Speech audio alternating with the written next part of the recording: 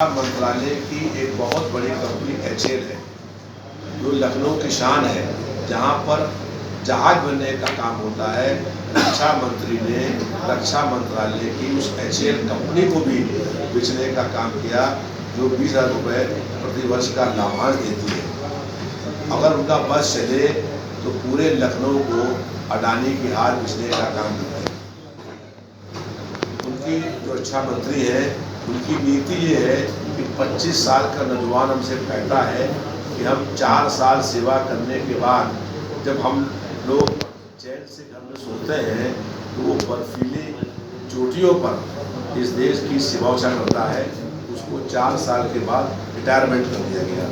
तो 25 साल का नौजवान रिटायर हो गया है और उसके घर में उसका पिता नौकरी कर रहा है और लगभग 73 साल के जो है रक्षा मंत्री हैं। ये देश की रक्षा मंत्रालय की और रक्षा नीति है। इसके अलावा लखनऊ शहर में कहीं कोई उद्योग, कोई फैक्ट्री, कोई कारखाना नहीं खुला है।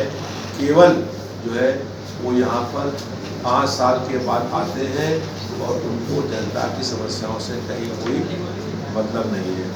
हम लोग जब कोई यहाँ पर बरेन बस्ती, अभी यहाँ पर अकबर नगर था, वो टूट रहा था, लोग उनके पास गए, लेकिन किसी की मदद करने का वो काम नहीं करते। हम लोगों ने लड़ाई लड़ी और अकबर नगर बल पूरा तोड़ा गया, लेकिन जितना बचा पाए उतना बचा है।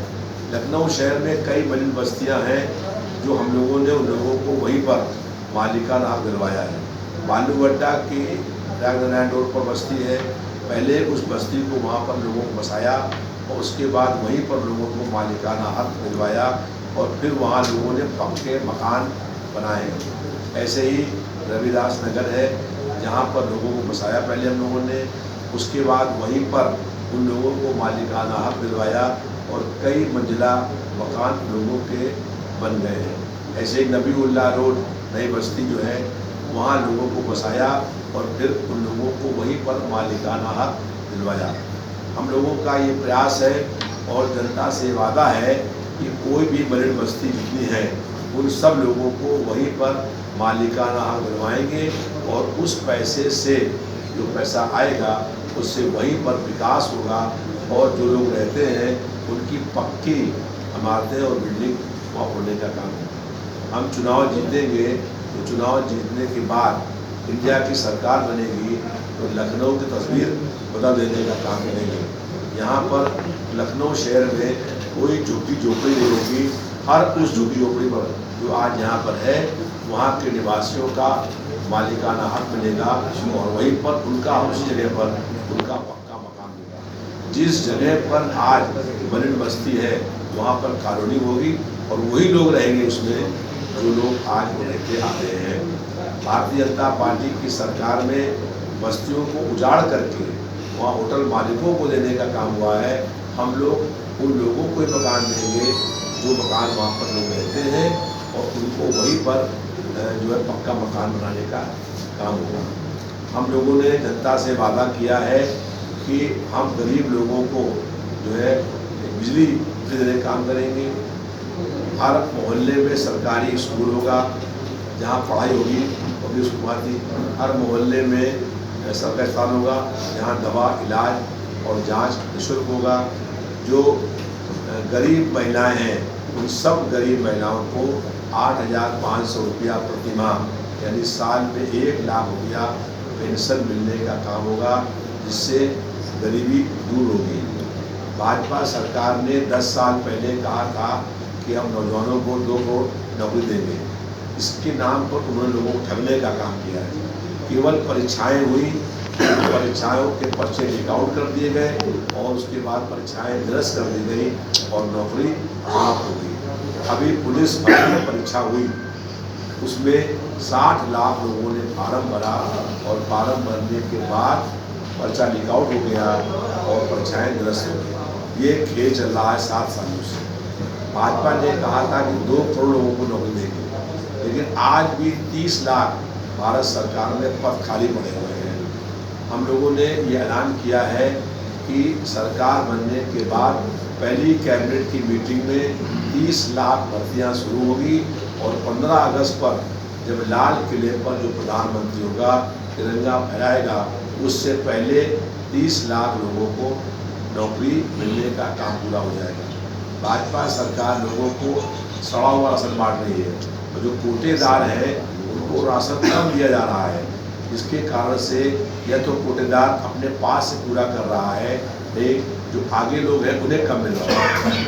हम लोगों ने ये ऐलान किया है कि कोटेदार को पूरा राशन मिलेगा और 10 किलो राशन 1 जुलाई से सरकार बनेगी, 5-6 जून में शपथ ग्रहण होगा और पहली कैबिनेट मीटिंग में ये पास होगा कि 1 जुलाई से 10 किलो फ्री राशन मिलने का काम होगा। रविदास जी, अभी तक आपको सामूहिक तौर पर किन वर्गों का समर्थन मिला है?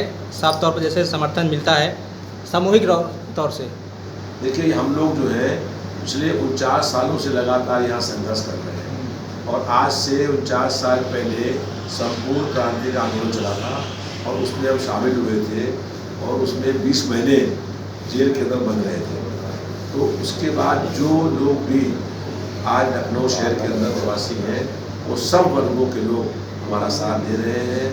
नौजवान साथ दे रहे हैं, उसके व्यापारी साथ दे रहे हैं, महिलाओं के साथ जब भी कोई जुल्म अत्याचार हुआ है हमारी बहन बेटियों के साथ हम लोगों ने उसके खिलाफ संघर्ष किया है। आज यहाँ पर लोगों को जो भी लखनऊ शहर के अंदर वाली जितनी महिलाएं सब बहन बेटियाँ हैं वो सब सपोर्ट करने का काम कर रही है। समाज के पिछड़े, दलित और अल्पसंख्यक वर्ग के लोग और सामान्य जाति के गरीब लोग हम लोगों के साथ में खड़े हो गए हैं, क्योंकि हम उनके अधिकार, न्याय, हक और सम्मान के लिए लड़ने का काम करते हैं। इस बार हम लोगों का ये ऐलान है कि सरकार बनने के बाद समाज के जो वंचित लोग हैं, पिछड़े वर्ग के लोग हैं, दलित हैं, अल्पसंख्यक हैं और समान जाति के गरीब लोग हैं, हम उन सब लोगों को उनका हक, अधिकार, न्याय, सम्मान, सुरक्षा। मौलाना कल्बे जब्बार ने सीओ के से अपील करी थी और राजनाथ को समर्थन देने की बात कही। कितना असर पड़ेगा उनकी अपील का और सिया समुदाय से आपकी कोई बातचीत हुई, कोई समर्थन मिला आपको? कोई असर नहीं पड़ता है, क्योंकि सबको मालूम है कि कुछ ऐसे लोग हैं जो अपना पैसे के लिए अपना ईमान बेचते रहते हैं, तो उनके कहने से किसी को वोट नहीं मिलने वाला है। 2022 में जब मेरा नाम डिक्लेयर हुआ चुनाव लड़ने के लिए, उस समय जो भारतीय जनता पार्टी के यहाँ 5 साल विधायक थे और 5 साल लगातार प्रदेश सरकार के मंत्री थे, वहाँ डिप्टी सीएम है, वो सीट छोड़ करके यहाँ से भाग गए थे। उस वक़्त भी जो है उन्होंने भाजपा को वोट नहीं की थी, लेकिन उनके कहने से जो है कहीं किसी ने वोट नहीं दिया था। सारे जो लोग आज अपने अधिकार के लिए, अपने हक के लड़ रहे हैं, वो सब लोग साथ में आ गए हैं, क्योंकि ये देश लोकतंत्र और संविधान बचाने की लड़ाई है। रविदास जी, कल चुनाव है, ऐसे में जनता के लिए आपका क्या संदेश है? जनता संदेश ये है कि हम लोगों ने जिन मुद्दों को लेकर संघर्ष करने का काम किया है उसको आगे बढ़ाते रहेंगे। जनता अपने मुद्दों पर वोट देने का काम करे।